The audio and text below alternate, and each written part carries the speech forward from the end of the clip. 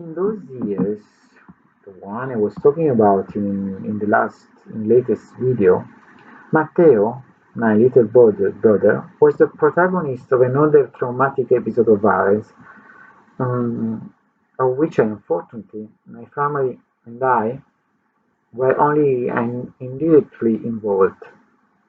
At one point, our downstairs neighbors became interested in what that 5-year-old boy who ran with his tricycle on the driveway in front of their house. They invited him home, and a couple of times, with my mother's permission, they offered him on several occasions a snack or two.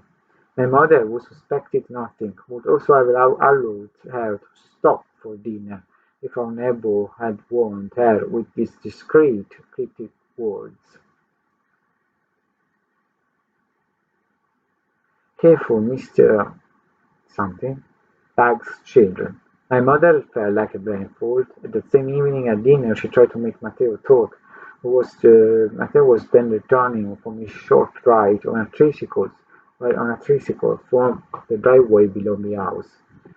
Mr. X. Sometimes he caresses me. He gives me the kisses. He wants me to sit on his lap.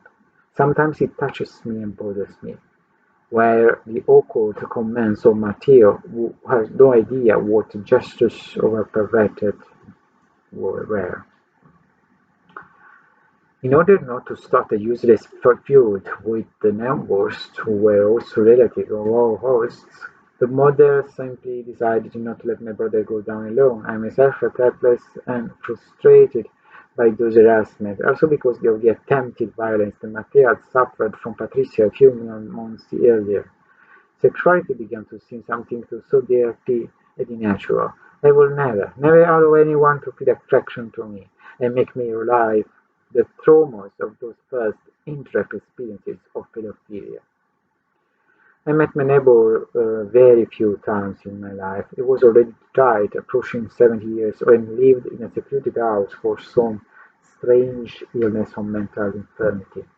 I later learned 2 years later that as a young man he had tried to rape other girls in the neighborhood, luring them to the house in one way or another, so that everyone knew, and no one had ever dared to report it.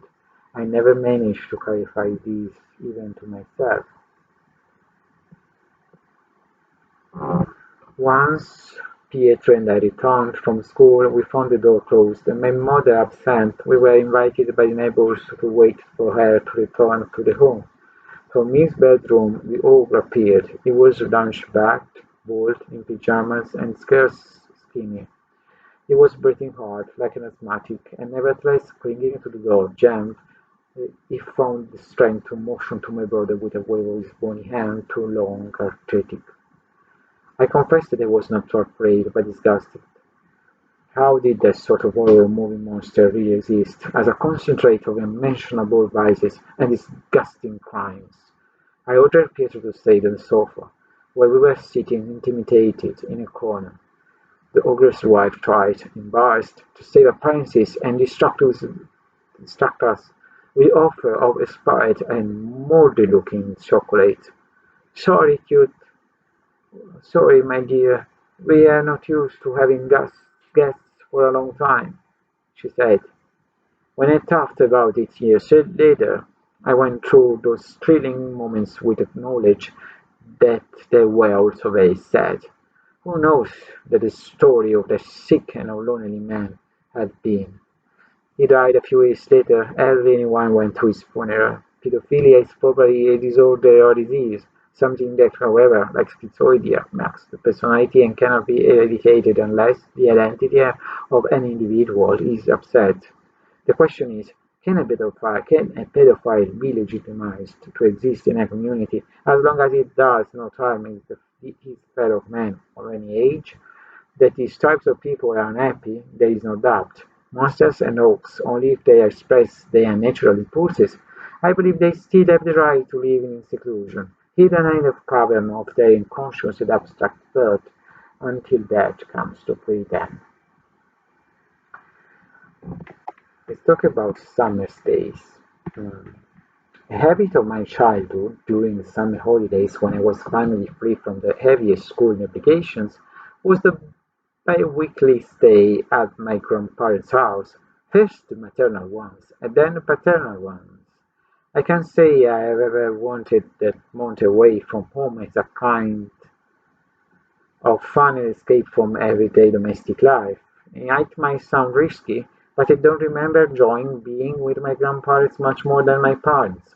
If I chose to spend no more than a fortnight with my paternal grandparents, that this was just to comply with their pressure. If I then added another 2 weeks from the maternal ones, it was in order to not disappoint the expectation of the older grandmother, who otherwise would have been jealous of her mother-in-law, of my grandmother. Psychically tossed from one identity to another, from one incomplete parenting to another only apparent one, I had no objection to physically transporting myself from house to house.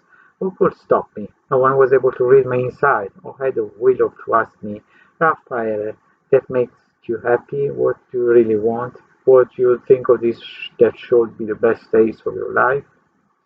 My father wanted me out of the house forever after my 11 years old. My mother even stopped fighting to make me stand out as a trophy in front of her mother-in-law, um, in front of my grandmother. If I did what I liked, she now had other children to look after. Thus began summer after summer to get rid of the embarrassment of my maternal grandparents.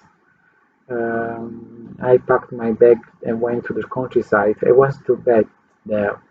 It was a very rustic, rough, simple, a completely different environment from the dimly lit rooms I was used in my little town. My grandfather was always a taciturn man, a heavy smoker until he was 80, introverted and never too affectionate. In all my life as a boy, I don't remember having exchanged more than a dozen jokes with him, no, at all. I woke up at dawn with my grandmother. I went to say good morning to the chickens in the hen house, trembling for the coolness. I went to the outside bedroom to wash myself in a tub. I liked the smell of goodness, the vast panorama of the cultivated fields and the small property that the grandparents had a few hundred meters from their farmhouse. It was not a natural setting like the pristine one in the film campaigns, however. The area where my maternal grandparents lived was already beginning to urbanize. The few trees were being cut down. Orders of gypsies and immigrants came to settle in the dilapidated and cheap houses. I remained confined all the time in our courtyard, which was still almost completely uninhabited, or at most I visited my grand-uncles, who had developed a kind of affection for their plum boy with a passion for books. On Sundays, my grandmother and I went to mass at 7. In the evening, I never missed an appointment with the prayers and the rosary. In short, that stay were sacrifices that in the long run I might have liked, if only it weren't for the total absence of the easy comforts of city life I was used to. I didn't have my own room to study. I couldn't read or tease. I wasn't even allowed to watch cartoons on TV for as long as I wanted. After the 2 weeks ritual, I yearned from the old lonely life among my four walls and with my never dirty shows. Thank you for listening to me. See you in the next video.